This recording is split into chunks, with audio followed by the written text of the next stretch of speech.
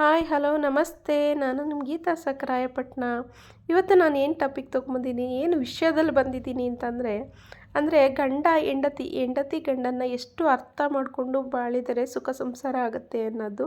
ಯಾಕೆ ಇದನ್ನು ತೊಗೊಂಬಂದಿದ್ದೀನಿ ಅಂತಂದರೆ, ಒಂದು ನನ್ನ ಜೀವನದಲ್ಲಿ ನಿಜವಾದ ನಡೆದ ಘಟನೆ ಅಂತಲೂ ಹೇಳ್ಬೋದು. ಯಾಕೆ ಇದನ್ನು ಹೇಳ್ತಾ ಇದ್ದೀನಿ ಅಂದರೆ ಹೆಣ್ಣಿನ ಜೀವನದಲ್ಲಿ ಗಂಡ ಅಥವಾ ತಂದೆ ಆಗಿರ್ಬೋದು, ಅವರು ಆಸೆ ಆಕಾಂಕ್ಷೆಗಳನ್ನು ಸಂಪೂರ್ಣ ಮಾಡೋದಕ್ಕೆ ಸಾಧ್ಯ. ಇನ್ಯಾರ ಕೈಲಿಂದನೂ ಸಾಧ್ಯ ಆಗೋದಿಲ್ಲ ಅದು. ನನಗೆ ಅನಿಸಿದ ಪ್ರಕಾರ ನಮ್ಮ ಅಪ್ಪಾಜಿ ಅಷ್ಟು ಏನು ನನಗೆ ಯಾವುದರಿಂದನೂ ಏನು ಸಪೋರ್ಟ್ ಕೊಡೋಂಗಿರಲಿಲ್ಲ, ಬಟ್ ಕೊಟ್ಟಿಲ್ಲ. ನನಗೆ ನನ್ನ ಗಂಡನೇ, ನನ್ನ ಮದುವೆ ಆದಮೇಲೆ ನನ್ನ ಗಂಡನೇ ಎಲ್ಲ ಸಪೋರ್ಟಿಂಗಾಗಿ ನಿಂತಿದ್ದು. ಬಟ್ ನಾವು ಅವ್ರಿಗೆ ತಕ್ಕನಾಗೆ ಹೊಂದ್ಕೋಬೇಕು. ಅವ್ರು ಏನು ಮಾಡ್ತಾರೆ ಅದಕ್ಕೆ ನಾವು ಈ ಥರ ಅಲ್ಲ ಆ ಥರ ಅಂತ ಅವ್ರಿಗೆ ಕನ್ವಿನ್ಸ್ ಮಾಡ್ತಾ ಅವರು ನಮಗೆ ಹೊಂದ್ಕೊಳ್ತಾ ಬರಬೇಕು. ಆವಾಗ ಜೀವನ ಚೆನ್ನಾಗಿರುತ್ತೆ ಅಂತ ನನ್ನ ಅಭಿಪ್ರಾಯ. ಹೀಗೆ ಜೀವನ ನಡೀತಾ ಇರ್ಬೇಕಾದ್ರೆ ನಮಗೆ ಒಂದು ಆಕ್ಸಿಡೆಂಟ್ ಅಥವಾ ಒಂದು ಏನಕ್ಕೂ ಬೇಡ ಅನ್ನೋ ಥರ ಪರಿಸ್ಥಿತಿ ಆಗಿರುತ್ತೆ. ಆ ಟೈಮಲ್ಲಿ ನಾನು ಎದ್ದು ಓಡಾಡೋ ಪರಿಸ್ಥಿತಿನೇ ಇರೋದಿಲ್ಲ. ಅದಾದಮೇಲೆ ಅವರು ರಿಕವರ್ ಮಾಡಿ ನನಗೆ ಎಲ್ಲ ಥರದ್ದು ಸಪೋರ್ಟಿಂಗ್ ಕೊಡ್ತಾರೆ. ಅದಾದ ನಂತರ ನಾವು ಜೀವನಕ್ಕೆ ಏನಾರು ಮಾಡಬೇಕು ಅನ್ನೋದಲ್ಲಿ ಝೀರೋ ಲೆವೆಲ್ಗೆ ಹೋಗಿರ್ತೀವಿ ಫುಲ್ಲು. ಏನಾರು ಮಾಡಬೇಕು ಅಂತಂದಾಗ ನಮಗೆ ಊರಿಗೆ ಬಂದಾಗ ಐಡಿಯಾ ಹೊಡಿದ್ದು, ನಾವು ಬೆಂಗಳೂರಲ್ಲಿದ್ವಿ. ಬೆಂಗಳೂರಿಂದ ಊರಿಗೆ ಬಂದಾಗ ಐಡಿಯಾ ಹೊಡಿದ್ದು ಹಸು ಮಾಡಬೇಕು ಅಂತ. ಹಸು ಮಾಡ್ಕೊಂಡ್ವಿ. ಹಸು ಮಾಡಿದ ನಂತರ ನಮಗೆ ಸ್ವಲ್ಪ ದಿವಸ ಹಸು ಮಾಡಿದ್ವಿ. ಅಂದರೆ ನನಗೆ ತೀರಾ ಹುಷಾರಿಲ್ದಂಗಾಯಿತು ಹಸು ಮಾಡಿದಾಗ. ಆಗ ಇದು ಆಗೋದಿಲ್ಲ ಅಂತ ಸರಿ ಅಂತೇಳಿ ಏನಾರೋ ಒಂದು ಮಾಡಬೇಕು ಅಂತ ನಮ್ಮ ಸಪೋರ್ಟಿಂಗಲ್ಲಿ ₹1 ದುಡ್ಡಿಲ್ಲ, ಒಡವೆಗಳ್ನ ಇಟ್ಕೊಂಡು ಏನೋ ಮಾಡಿದ್ವಿ. ಆಗ ಒಂದು ಚಿಕ್ಕದಾಗಿ ಅಂಗಡಿನೇ ಸ್ಟಾರ್ಟ್ ಮಾಡಿದ್ವಿ. ಅಂದರೆ ಹಸುಗಳದ್ದು ಫೀಡ್ ಮಾಡಿದ್ವಿ. ಅದಾದ ನಂತರ ಅದೇ ಹಾಗೇ ಮೂವ್ ಆಗ್ತಾಯಿತ್ತು. ಅದ್ರ ಜೊತೆ ನಾನು ಟೈಲರಿಂಗ್ ಮಾಡಿದ್ನಲ್ಲ, ಮುಂಚೆ ಕಲ್ತಿದ್ನಲ್ಲ, ಯಾಕೆ ಬಿಡಬೇಕು ಅಂತ ಅದನ್ನು ಸ್ಟಾರ್ಟ್ ಮಾಡ್ತೀನಿ ಅಂತಂದೆ.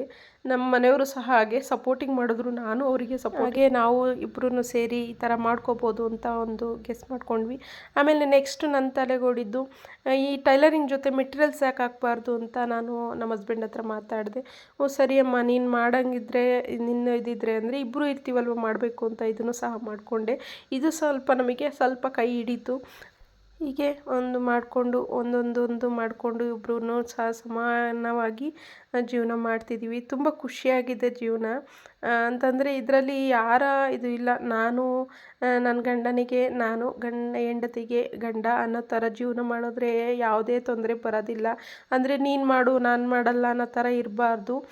ಪ್ರತಿಯೊಬ್ಬರು ಸಹ ಒಬ್ಬರಿಂದ ಒಬ್ಬರು ಹೊಂದಾಣಿಕೆಯಿಂದ ಅವ್ರ ಕಷ್ಟನ ನಾವು ಅರ್ತ್ಕೋಬೇಕು, ನಮ್ಮ ಕಷ್ಟನ ಅವ್ರು ಅರ್ತ್ಕೊಂಡು ಜೀವನ ಮಾಡಿದ್ರೆ ಏನೂ ಪ್ರಾಬ್ಲಮ್ ಇಲ್ಲ ಅಂದ್ಕೊತೀನಿ. ಹಾಗೆ ನನಗೆ ಗಾಡಿ ಕಲಿಬೇಕು ಅನ್ನೋ ಆಸೆನೂ ಸಹ ತುಂಬ ಇತ್ತು. ಅಂದರೆ ನನಗೆ 2 ವೀಲರ್ ಸಹ, ಅಂದರೆ ಸ್ಕೂಟಿನೂ ಸಹ ಅವರು ಒಂದು ಟೈಮಲ್ಲಿ ಕಲಿಸ್ಕೊಟ್ಟಿದ್ರು. ಹಾಗೆ ನನಗೆ ಒಂದು ಟೈಮಲ್ಲಿ ನಿನ್ಗೆಲ್ಲಿ ಬರುತ್ತಮ್ಮ ಇದು ಮಾಡ್ಸೋಕ್ಕೆ, ಗಾಡಿ ಓಡ್ಸೋಕ್ಕೆ ಅಂತಂದಿದ್ರು. ಇಲ್ಲ, ನಾನು ಓಡಿಸ್ತೀನಿ ಅಂದೆ. ನನಗೆ ಅವ್ರು ಯಾಕೆ ಅಂದಿದ್ರು ಅಂದರೆ, ಕಾಲು ನೋವಿದೆ, ಅಂದರೆ ಇವಳಿಗೆ ಆಗೋದಿಲ್ಲ ಓಡ್ಸೋಕ್ಕೆ ಅನ್ನೋ ಥರ ಇದು ಮಾಡಿದರು. ಇಲ್ಲ, ನಾನು ಅದು ಓಡಿಸ್ತೀನಿ, ನಾನು ಟ್ರೈ ಮಾಡ್ತೀನಿ ಅಂತ ಮೊನ್ನೆ ಹಿಂಗೆ ಒಂದು ಫಂಕ್ಷನ್ಗೆ ಹೋದಾಗ ಟ್ರೈ ಮಾಡಿದೆ. ಆ ಕಡೆಯಿಂದ ಬರುವಾಗ ಫ್ರೀ ಇತ್ತು ರೋಡು. ಒಂದು ಸತಿ ಟ್ರೈ ಮಾಡ್ತೀನಿ ಅಂತ ಹೇಳ್ಬಿಟ್ಟು ಟ್ರೈ ಮಾಡಿದೆ. ಬಂತು, ಆಲ್ಮೋಸ್ಟು ಕಲಿತೆ. ತುಂಬ ಖುಷಿಪಟ್ಟರು ಅವರು. ಬಿಡು, ಹೇಳ್ದಂಗೆ ಸಾಧಿಸ್ತೀಯಾ ನೀನು ಅಂತಂತನೂ ಖುಷಿ ಪಡ್ತಾರೆ. ಅವ್ರ ಬಗ್ಗೆನೂ ಸಹ ನನಗೆ ಅದೇ ಥರ ಖುಷಿ ಇದೆ. ನಾನು ಏನಂತಂದ್ರೂ ಒಂದು ಅಂದರೆ ಕಲೀಲಿ, ಮಾಡಲಿ ಅಥವಾ ಈ ಥರ ಇರಲಿ ಅಂತ ಸಪೋರ್ಟಿಂಗ್ ಮಾಡ್ತಾರೆ. ಅದು ತುಂಬ ಖುಷಿ ಇದೆ. ಯಾವುದರಲ್ಲೇ ಆಯಿತು, ಇದು ಅಂತಂದರೆ ಇದು ನಾನು ತೋರಿಸೋದಕ್ಕೆ ಅಷ್ಟೇ ಹಾಕಿರೋದು. ಬಟ್ ಯಾವುದ್ರಲ್ಲೇ ಆಯಿತು, ಗಂಡ ಹೆಂಡತಿಗೆ, ಹೆಂಡತಿ ಗಂಡಂಗೆ ಹೊಂದಾಣಿಕೆಯಿಂದ ಇದ್ದು ಜೀವನ ಮಾಡ್ಕೊಂಡು ಹೋದರೆ ತುಂಬ ಖುಷಿ ಇರುತ್ತೆ ಅನ್ನೋದು ನನ್ನ ಅಭಿಪ್ರಾಯ. ಹಾಗೆ ಇನ್ನು ಮುಂದೆ ಯಾವ ಥರ ಎಲ್ಲ ಇರ್ಬೋದು, ಯಾವ ಥರ ಎಲ್ಲ ಇದು ಮಾಡ್ಬೋದು ಅನ್ನೋದು ಸಹ ನಮಗೆ ತಿಳ್ಕೊತೀವಿ. ಅಂದರೆ ಇಲ್ಲಿ ಮಧ್ಯದಲ್ಲಿ ಯಾರನ್ನೂ ಸಹ ತರಬಾರ್ದು.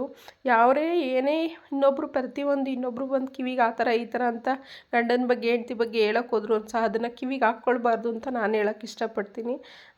ಹಂಗೆ ನಿನಗೆ ಇದು ಬೇಕಿತ್ತಾ, ಈಗ ನಾನು ಗಾಡಿ ಓಡಿಸಿ ಇದು ನಿನ್ನ ಹೆಂಡ್ತಿಗೆ ಬೇಕಿತ್ತಾ, ಇದೆಲ್ಲ ಮಾಡಿಸ್ಬೇಕಿತ್ತಾ, ಹಂಗೆ ಅದು ಯಾರ ಬಗ್ಗೆನೂ ತಲೆ ಕೆಡಿಸ್ಕೋಬಾರ್ದು. ಬಟ್ ನಾವೇನು ಮಾಡ್ತಿದ್ವಿ, ನಮಗೇನು ಇಷ್ಟ, ಅವ್ರಿಗೇನು ಇಷ್ಟ ಅನ್ನೋ ತಿಳ್ಕೊಂಡು ಜೀವನ ಮಾಡಬೇಕು ಅಂತ ಹೇಳೋಕ್ಕೆ ಇಷ್ಟಪಡ್ತೀನಿ.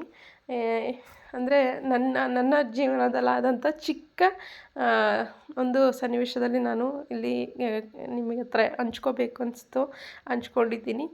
ಹಾಗೆ ನನ್ನ ವಿಡಿಯೋ ಇಷ್ಟ ಇದ್ದಲ್ಲಿ ಪ್ಲೀಸ್ ಸಬ್ಸ್ಕ್ರೈಬ್ ಮಾಡಿ. ಹಾಗೆ ಸಬ್ಸ್ಕ್ರೈಬ್ ಮಾಡ್ಕೊಂಡು ನೋಡಿಲ್ಲ ಅಂದರು ಸಬ್ಸ್ಕ್ರೈಬ್ ಮಾಡಿ, ಲೈಕ್ ಮಾಡಿ, ವಿಡಿಯೋ ಸಂಪೂರ್ಣ ನೋಡಿ ಸಪೋರ್ಟ್ ಮಾಡಿ. ಹೀಗೆ ಒಬ್ರಿಗೊಬ್ರು ಯಾವುದೇ ಗಂಡ ಹೆಂಡತಿ ಆಗಲಿ ಅನ್ಯೋನ್ಯತೆಯಿಂದ ಹೊಂದ್ಕೊಂಡು ಬಾಳಿದರೆ ಸುಖ ಸಂಸಾರ ಆಗಿರುತ್ತೆ ಅನ್ನೋದು ನನ್ನ ಭಾವನೆ. ಹಾಗೆ ಈ ಥರ ಇರ್ರಿ ಅಂತ ಕೇಳ್ಕೊಳ್ತೀನಿ. ಚೆನ್ನಾಗಿರಲಿ ಪ್ರತಿಯೊಬ್ಬರು ಇದೇ ಥರ ಸಂಸಾರ ಹತ್ಕೊ ಗಂಡನ ಮಾತು ಕೇಳಿಕೊಂಡು ಅಥವಾ ಗಂಡ ಹೆಂಡತಿ ಮಾತು ಕೇಳಿಕೊಂಡು ಬಾಳಲಿ ಅಂತ. ಅಂದರೆ ಒಬ್ಬೊಬ್ರು ಇರ್ತಾವ್ರೆ ಹಿಂದಿನ ಕಾಲದವ್ರು, ಅವರು ಯಾರ್ಯಾರು ಇರ್ತಾರೆ ಹೀಗೆ ಮಾತಾಡೋರು, ಅಯ್ಯೋ ಹೆಂಡ್ತಿ ಗುಲಾಮ, ಅಯ್ಯೋ ಗಂಡನ ಹಂಗೆ ಹೇಳ್ಕೊಂಡೆ ಕೇಳದ್ದಂಗೆ ಇರಬೇಕು, ಹಂಗೆ ಯಾರೂ ಆ ಥರ ಇಲ್ಲ. ಬಟ್ ನಮ್ಮ ಮನಸ್ಥಿತಿ ನಾವು ಯಾವ ಥರ ಇರ್ತೀವಿ ಅನ್ನೋದ್ರ ಮೇಲೆ ಡಿಪೆಂಡ್ ಆಗುತ್ತಷ್ಟೇ. ನಾವು ಹೊಂದಾಣಿಕೆಯಿಂದ ಇದ್ದರೆ ಯಾರು ಏನೇ ಮಾಡೋಕ್ಕೂ ಬರೋದಿಲ್ಲ. ಬಟ್ ಆ ಥರದ್ದವ್ರು ಇದ್ದವ್ರನ್ನೂ ಈ ಕಡೆ ಕಿವಿಲಿ ಕೇಳಿ ಈ ಕಡೆ ಬಿಡಬೇಕು ಅನ್ನೋದು ನನ್ನ ಅಭಿಪ್ರಾಯ. ನಾವು ಈ ಥರ ಇದ್ದಷ್ಟು ಅವರೇ ಒಂದು ದಿವಸ ಅಂತಾರೆ, 2 ದಿವಸ ಅಂತಾರೆ, ಅವರೇ ಸುಮ್ಮನಾಗ್ತಾರೆ ಅನ್ನೋದು ನನ್ನ ಅಭಿಪ್ರಾಯ. ನಾನು ಅದಕ್ಕೆ ಫಸ್ಟು ತಲೆ ಕೆಡಿಸ್ಕೊಂಡು ತುಂಬ ಬೇಜಾರು ಮಾಡ್ಕೊತಿದ್ದೆ. ಈಗ ಅದ್ರ ಬಗ್ಗೆ ತಲೆ ಕೆಡಿಸ್ಕೊಳಲ್ಲ. ಇಷ್ಟು ನನ್ನ ಮಾತಾಗಿರುತ್ತೆ. Thank you.